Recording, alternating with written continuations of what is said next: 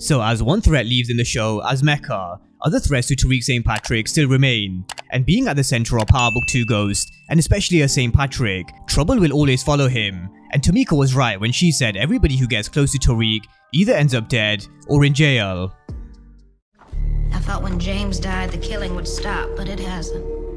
Bodies continue to pile up around you, Tariq. But the threats to Tariq come in all sorts of different ways, from law enforcement to the Tejadas. Some may also argue Effie still can't be trusted, especially with the move she made with Lauren behind his back, although she did what needed to be done. But other threats come in different ways.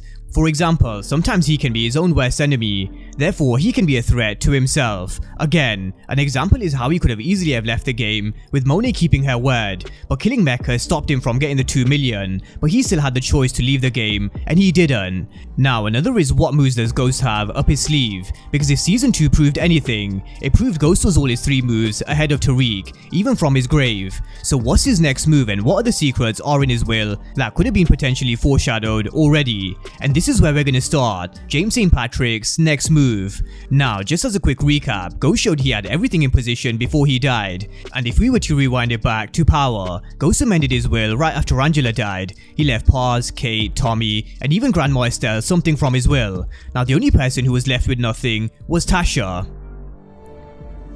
Nothing. Now Tariq was left with his watch collection, his estate, and his money, but he only inherits this once he graduates from college with an average GPA of 3.5, and this is why it's important for Tariq to focus on his studies, because not only is it in his best interests, it's also in the interests of Simon Stern. Now I've had a lot of questions about what happens to Tariq at Stansfield, because Simon Stern definitely said, if Zeke doesn't play, you don't stay. Now to answer this question, we have to understand, Simon Stern, he's a businessman at the end of the day, and I really wouldn't be surprised if he had a vested interest and something to gain from Zeke going pro. But Zeke is dead, so what happens to Tariq's position at Stansfield? Well, that's the thing, it really isn't Tariq's fault Zeke is dead, so I wouldn't think Tariq's position at Stansfield is in any jeopardy, although it wouldn't surprise me if Simon Stern gave Tariq another task. After all, he does see the same qualities in Tariq he did with his father. You know, I had to do anything to help my mother. See? Just like James. He was great at looking ahead, but he could never see from above. So is it beyond reasonable doubt to think Simon Stern could be back to try and have Tariq play a part in possibly the clubs or another business venture? I definitely think so let's wait and see, because he is a very powerful and influential individual, and someone who I described as being one of the most powerful people in Power, because there is always one person at the top pulling the strings. But speaking of pulling the strings, let's get back to Ghost's moves, because in season 2, not only did he send a letter to Tariq to tell him he was right where he belongs when he was arrested for the double homicide, he had a plan in place for Yasmin, just in case anybody wiped out the family. And those were the words of his lawyer, just in case anybody wiped out the family, and in this case, Tariq St. Patrick, although we all know we can point the blame in different directions. Tariq certainly played arguably the biggest part.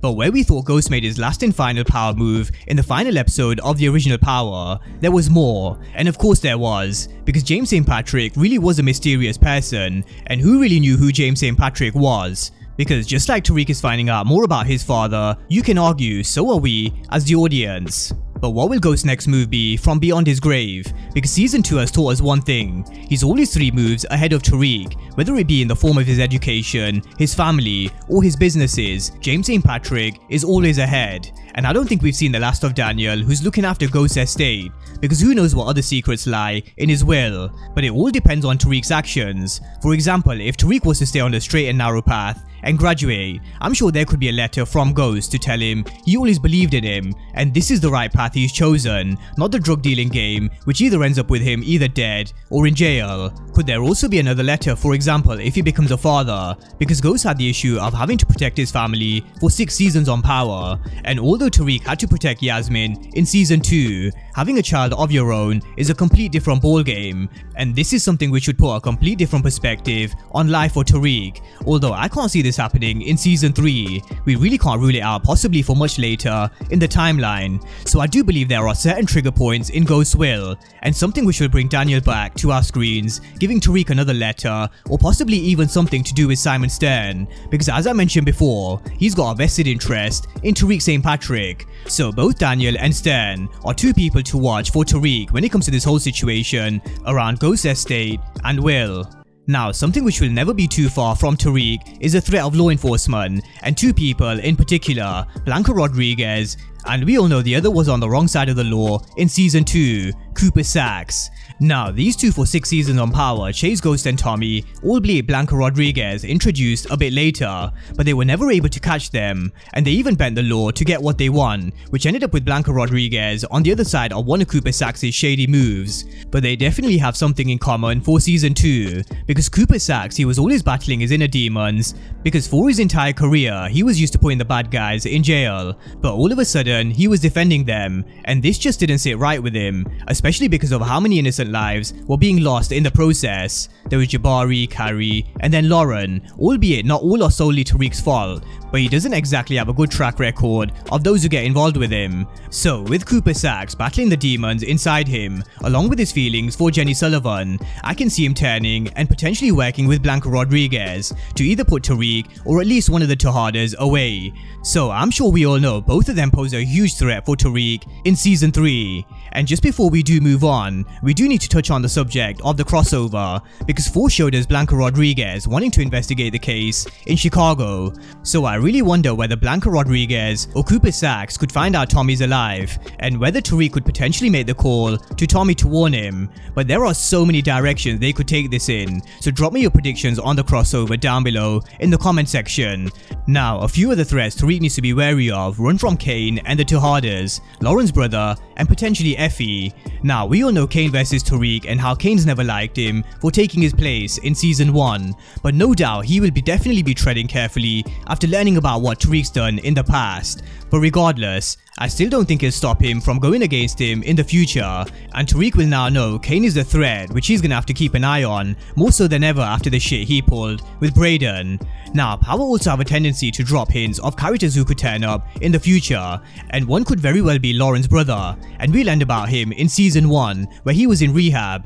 But could he be someone who Tariq's not expecting to try and find out the truth about Lauren's death? It's definitely possible. Now, when it comes to Effie, she's just like Tariq, and even though she's fallen for him and protected him, it goes without saying, Tariq looks out for himself, and so does Effie, and the Lauren thing is definitely going to cause a huge divide. Now, on the last one, sometimes people can really be their own worst enemies. For example, James St. Patrick himself. No one can stop me now. Because I swear to God, Tasha, nothing is gonna stop me. Now, he created so many enemies and thought nothing could stop him on the way to Albany, and Tariq can sometimes also be his own worst enemy, because he had the chance to go legit, but he never took the chance Ghost gave him, and now that he's seen a few of the consequences, he wants out of the game. But even when he is presented with an opportunity to leave, he still didn't. So again, the issues he's facing are his own doing, but those are the threats to Tariq, and they come in all sorts of different ways. So drop all your thoughts down below on Ghost's will and Tariq's threats. And of course, if you're new to the channel and you haven't done so already, then remember to smash the subscribe button if you want to see everything Power Book 2 Ghost and Power Universe related. But as always, thank you guys for watching, and I'll see you next time.